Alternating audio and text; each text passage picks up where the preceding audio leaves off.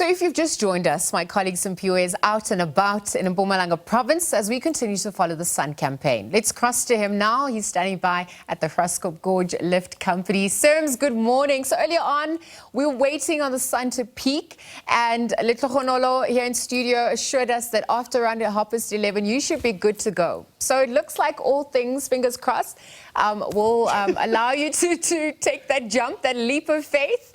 And so we're holding thumbs here for you and fingers crossed as well. But what's happening on your end? Is the sun any closer to assisting you in your endeavors? The sun is gone, Lizzle, and you know, I feel like a meteorologist because I've been, for the past hour, I've been telling you about the weather, the different weather patterns and different weather conditions here for the past hour. Now it's freezing and it's quite windy, there's a gust of wind, so I hope you can hear me clearly, but what I've been told about this area, the reason why the weather conditions are so unpredictable is that this area, Graskop, is the only area in South Africa with the highest, amount of rainfall. In fact, in a radius of 5 kilometers, there's 12 waterfalls surrounding this particular area. So it explains why the weather patterns are so unpredictable and changing every now and then. But let me rope in one of the local business people here. In fact, he's in the timber construction industry. He's been one of the personnel instrumental in designing this place and building it to the marvel that it is today. Vincent Cant. Well, Vincent Cant is one of the local business people here. Vincent, a very good morning. Thanks for joining us and welcome. Good morning. Thank you. Am I the only one who's feeling cold here? Well, when you stay here, you get used to it, yeah. Take us through your relationship with this establishment. And I see we are standing on the deck that you've been very instrumental in building. Yeah, that's correct. In 2017, myself and all three owners got together to try and figure out their dream of what they wanted to do here and their plan. So amongst a couple of walks through the forest where there was no walkway, as well as up here, their vision was the glass lift and a walkway down in the rainforest itself. Yeah. And yeah, after a couple of walks, this is what they came up with and what we all came up with. And the rest of the building and designing of the walkways at the bottom and was left up to me, which was fantastic. Yeah. And I think it shows that it is one of the marvels that we have in this country at the moment. Yeah. Talk to me about this walkway. It's something I've never seen before. It's a very narrow path set against the cliffside where you can actually walk and enjoy the scenic and panoramic views of this area. So what is it that you did? Did you literally drill into the rock? Correct, yeah. All of our structures are mounted with chemical anchors and high tensile steel into the rock face. So it is cantilevered completely off the rock face.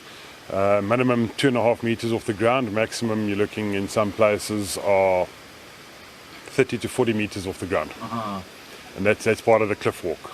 How did you do that though? Because the cliff face, the cliffside is very, very high up there. How did you, get your people to drill into it? Did you use scaffolding or whatever? The staff that actually did that were hanging from harnesses and ropes. Okay. From the top of the gorge, yeah. And then the timber, what is there a specific type of wood that you used here? There's two different types of timber used. At the top on the walkways around the gorge buildings and construction itself, that is Belau, which is Indonesian teak imported.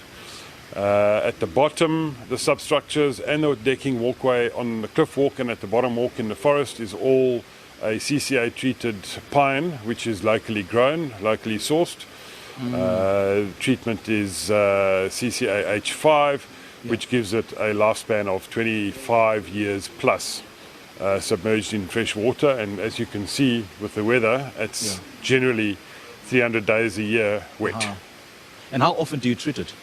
The walkways at the bottom get treated 3 times a year with the penetrating oil. Right, right. Have you had any incidents where, things don't always go according to plan and breakages and so on? No real breakages.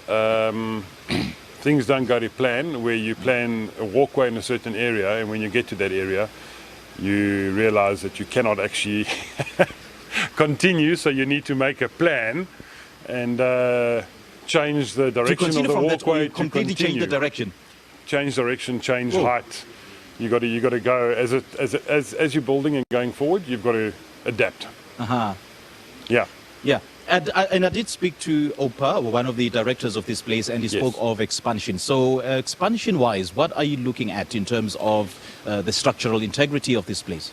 Well, what the expansion means is currently now, in the last 6 months, the cliff walk is a new addition to the bottom walk at the bottom of the gorge, the forest walk, as well as the zip lines on top and the big swing.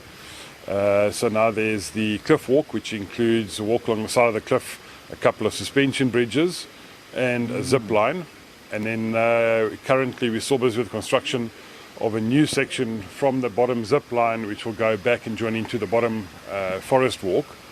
And then there is talk of possibly extending the bottom forest walk by a couple 100 meters more.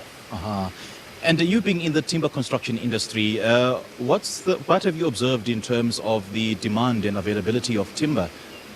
I think the demand is pretty stable over the years. I don't think it has increased because the cost of timber is pretty similar to the cost of concrete and tile building, brickwork. So variations, obviously depending on area, depending on your, where you want to put it, what you're going to use it for, strengths and so forth, longevity. There's a lot of imported timbers for decking itself and for construction. But in general, it's pine in this area, which is locally, as I said, locally grown, locally sourced, locally machined, timbered. There are 2 sawmills in our town as it is. Right. All right, Vince, great chatting to you, man. All the best. Thank you so much for chatting to us. Pleasure. Thank you very much. All right. Ciao. Well, that was one of the local business people here in Graskop, Vincent Cant. He's taking us through the structural integrity of this place, and he's been very instrumental in building this place, and especially when it comes to the timber and all the reinforcements thereof. And it's very, very chilly here. And it's been great. It's been a jolt. And the plan was to sign off while zip lining, but the weather does not allow it. So I'm going to hand it back to you in studio. But Mpumalanga, they really will like to thank them for their hospitality. They've been great. Mpumalanga, we loved every moment of it. So Mpumalanga is definitely the place to visit as you follow the sun right here on Morning Live, making happy happen with McDonald's. Back to you in studio.